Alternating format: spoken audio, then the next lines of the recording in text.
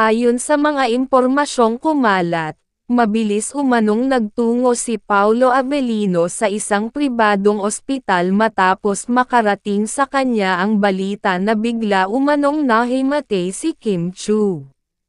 Sa loob ng ilang oras, naging sentro ng atensyon ang naturang insidente matapos mapansin ng ilang nakasaksi ang pagmamadali at bakas ng matinding pag-aalala sa kilos ni Paulo pagdating niya sa lugar. Inilarawan ng mga naroon ang sitwasyon bilang tensyonado at puno ng emosyon. Batay sa mga ulat, nangyari ang insidente sa isang pribadong pagkakataon kung saan bigla umanong nanghina si Kim at nawalan ng malay. Agad umanong rumspond ang mga taong kasama niya at mabilis na humingi ng tulong medikal. Dahil dito, dinala siya sa ospital para sa agarang pagsusuri at obserbasyon. Sa pagdating ni Paulo, kapansin-pansin umano ang kanyang seryosong mukha at hindi niya iniwan ang gilid ni Kim habang isinasagawa ang mga paunang proseso. May mga impormasyong nagsasabing nanatiling mahigpit ang seguridad sa loob ng ospital upang mapanatili ang privacy ng dalawa. Limitado lamang ang pinayagang makalapit, at maging ang ilang staff ay naging maingat sa pagbabahagi ng detalye. Ang ganitong hakbang ay lalong nagpatindi sa usap-usapan at haka-haka sa labas ng ospital, kung saan unti-unting nagtipon ang ilang tagahanga at miyembro ng media. Ayon sa mga source na may kaalaman sa sitwasyon, patuloy umanong inoobserbahan si Kim upang matiyak ang kanyang kalagayan. Walang inilabas na detalyadong pahayag tungkol sa sanhi ng kanyang pagkahimatay, ngunit sinasabing inuuna ang pahinga at maayos na pangangalaga. Samantala, si Paulo ay nanatiling kalmado sa kabila ng halatang pag-aalala, at patuloy na sinigurong maayos ang bawat hakbang na ginagawa para sa kalagayan ni Kim. Sa social media, mabilis na kumalat ang balita at naging paksa ng matinding diskusyon.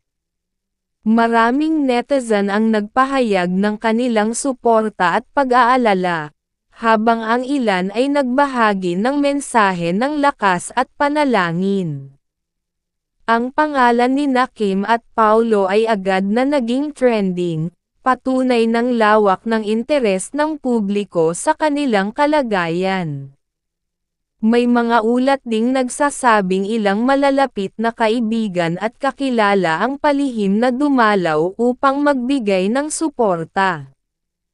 Inilarawan ng ilan ang atmosphere sa loob ng ospital bilang tahimik ngunit mabigat, habang ang lahat ay umaasang magiging maayos ang sitwasyon.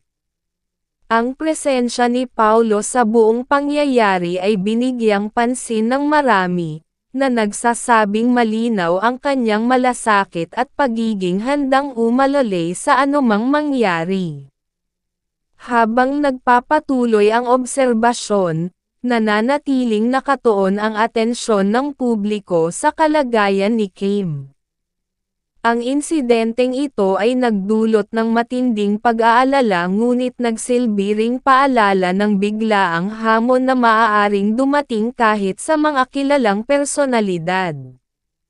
Sa kasalukuyan, patuloy ang pagbabantay at pag-aalaga, at ang lahat ay umaasang magiging maayos ang lagay ni Kim sa mga susunod na oras. Sa pagpapatuloy ng ulat, lumalabas na nanatiling nasa ospital si Kim Chiu para sa mas masusing pagmamasid matapos ang biglaang insidente. Ayon sa mga impormasyong nagmumula sa mga taong malapit sa sitwasyon, agad na isinailalim si Kim sa ilang pangunahing pagsusuri upang matiyak ang kanyang kalagayan. Tahimik at kontrolado ang naging kilos ng medical team habang sinisigurong maayos ang bawat hakbang na ginagawa para sa kanyang kapakanan. Habang isinasagawa ang mga proseso, hindi umano umalis sa kanyang tabi si Paulo Avellino. Ayon sa mga nakasaksi, kapansin-pansin ang pagiging alerto at maingat ni Paulo, na personal na nakikipag-usap sa mga doktor at staff upang alamin ang bawat update. Ang kanyang presensya ay nagbigay ng malinaw na mensahe ng suporta at malasakit, bagay na hindi nakaligtas sa pansin ng mga naroon. May mga ulat ding nagsasabing pansamantalang isinara sa publiko ang ilang bahagi ng ospital upang mapanatili ang privacy nina Kim at Paulo. Mahigpit ang pagbabantay ng seguridad, at tanging piling tao lamang ang pinayagang makapasok. Ang ganitong